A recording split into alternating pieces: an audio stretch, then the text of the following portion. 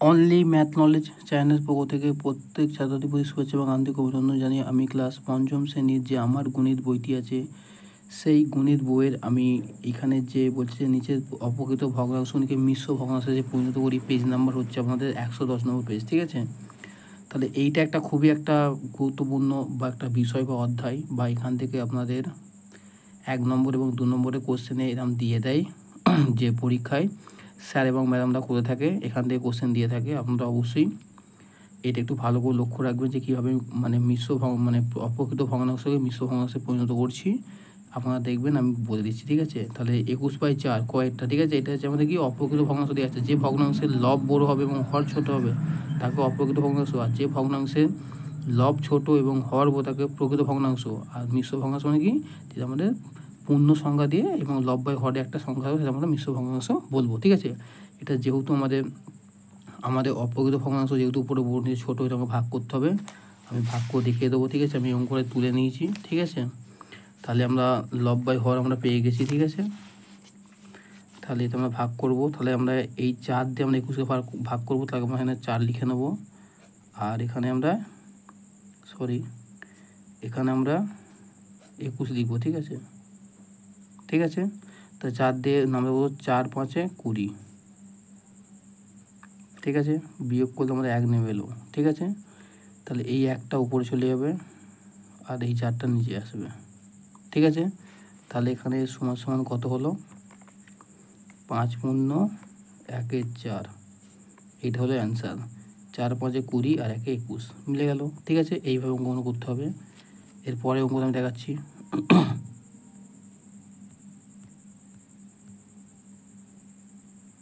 পরের অঙ্কটা আমি বলে দিচ্ছি কীভাবে করতে হয়, আপনারা অবশ্যই দেখে নেবেন।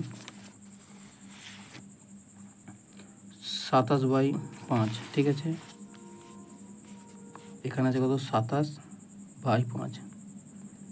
কয়েকটা হচ্ছে 27/5। ঠিক আছে, 27কে আমরা 5 দিয়ে ভাগ করব। তাহলে 5 5 25, বিয়োগ করলে 5 কয় 7, 2 দিতে, তা 2টা উপরে চলে যাবে, 5টা উপরে। ঠিক আছে, তার কথা হলো 5 পূর্ণ 2 5, তাহলে 5 5 25 আর 2 27। ঠিক আছে, এরপর গয়েরটা দেখাবো আমি, 38/5। ঠিক আছে,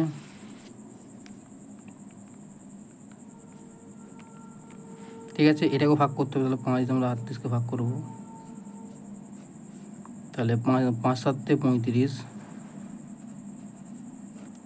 বিয়োগ করলে 5 কয় 8, 3 দিতে, তাহলে এখানে 3টা উপরে যাবে আর 5টা এখানে আসবে। তার কত, এখানে 7 পূর্ণ 3 5। এইটা হলো অ্যান্সার। ঠিক আছে, তাহলে আপনারা জানেন যে এটা হচ্ছে ভাজ্য, এটা হচ্ছে ভাজক, এটা হলো ভাগফল, এই ভাগশেষ, আর এটা হচ্ছে ভাগফল। ঠিক আছে, আপনারা তো জানেন। ঠিক আছে, ঘয়েরটা এবার বলছে 54/7। 54/7, এখানে আমরা প্রথম 7 দিয়ে আমরা 54 করবো। তাহলে 7 নাম দেবো, 7 7 49। ঠিক আছে, বিয়োগ করবো 9 কয় 14, যেহেতু 4 যেহেতু ছোটো, 9 কয় 14, 6 দিতে, তাহলে 6টা এখানে চলে যাবে। ঠিক আছে, 7টা এখানে আসবে। তাহলে কত হলো, 7 পূর্ণ 6 9। এটা হলো অ্যান্সার। ঠিক আছে, এরপর উমারটা দেখবো আমরা। উমার অঙ্কটা আমরা দেখবো এরপরে। কত আছে উমার অঙ্ক, হচ্ছে 51/8।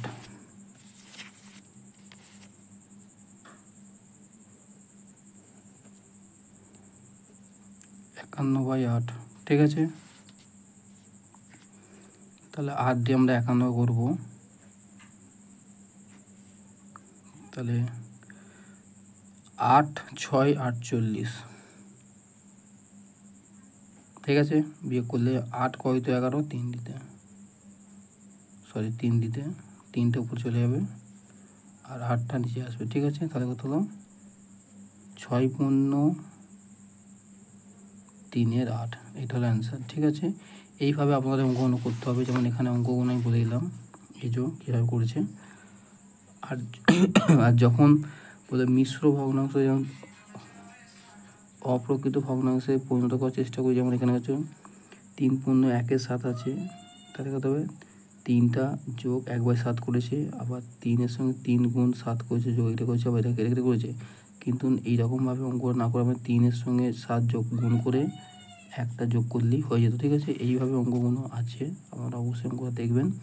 যেমন 3 7 21 একে 22, তা 22/7, এইভাবে অঙ্কগুলো হয়েছে। আপনারা অবশ্যই অঙ্কটা ফলো করবেন কীভাবে হচ্ছে, এবং যদি বুঝতে অসুবিধা অবশ্যই আমাকে অবশ্যই কমেন্ট করবেন, এবং নিয়মিত আমার চ্যানেলে নজর রাখবেন।